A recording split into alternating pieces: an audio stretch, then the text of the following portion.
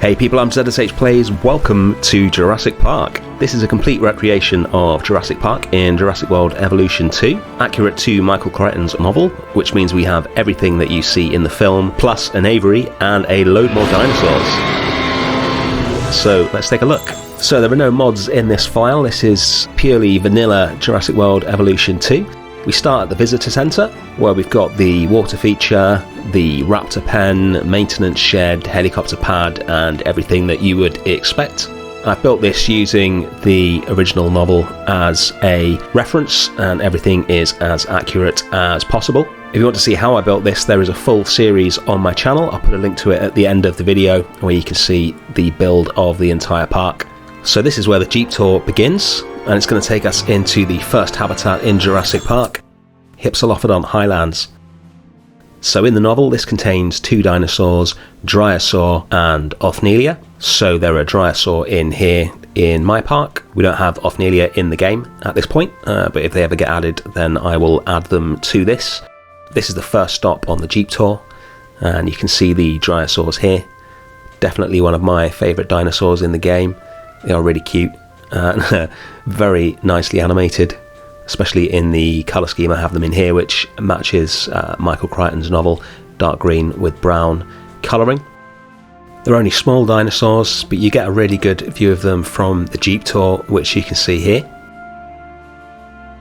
Next up we have the Mesozoic jungle river. This is where the Dilophosaurs live, same as in the film, and there is a river ride here which is closed in the book because the Dilophosaurs keep spitting poison on people, which is inconvenient, which is lucky because there's no jungle river tour in the game, so it means I didn't have to make it.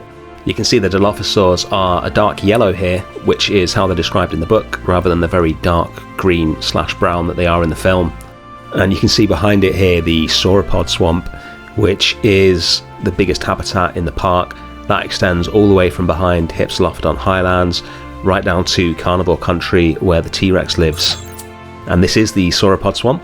So there are three dinosaurs in here, same as in the novel, Apatosaurus, which they switched out for Brachiosaurs in the film, Parasarolophous, and Maiasaurus. Again, the Maiasaurus didn't make it into the film.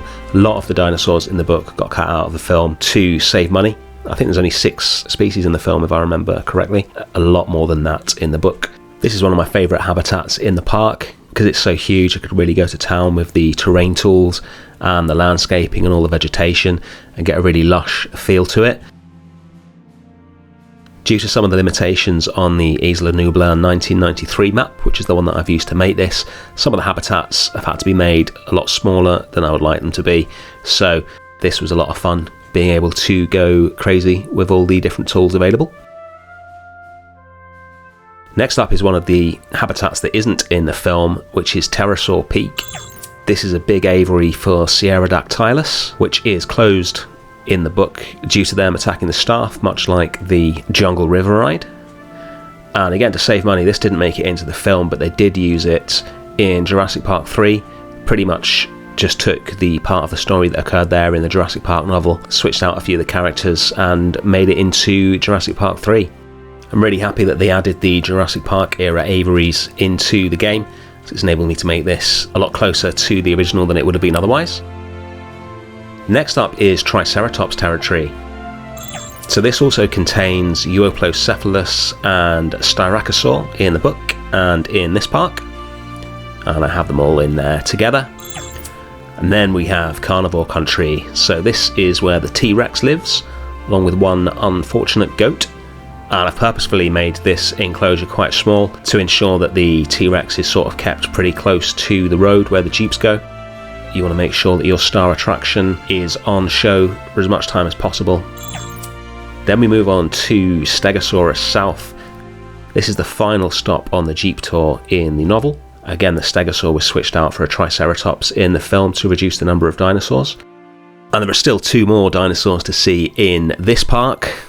We of course have the raptors, which we will look at in a minute, and in all the enclosures in this park I've also got compies running around, as you would have had in the original.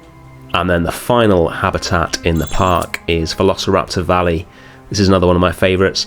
This is on the list of habitats in the hotel room in Jurassic Park, which tells you where you can visit, but it's not open in the book because they've moved the velociraptors into the holding pen near the visitor centre, same as in the film, because they keep eating people. So it's not actually described in the book what it looks like, so I had free reign to do whatever I liked for this habitat. So I've made a really barren, rocky valley for them, which I think goes really nicely with the raptors. And I definitely think these guys deserve their own habitat rather than being cooped up in a little holding pen near the visitor centre. They seem to be very happy here. Well, as happy as raptors ever get anyway. So I'll just show you the full map so you can get an idea of the overall scale of the project. And that is Jurassic Park. I really hope you enjoyed this, and like I say, if you want to see how I built it, then there's a full series available, and there is a link to the video on screen now. Thanks for watching.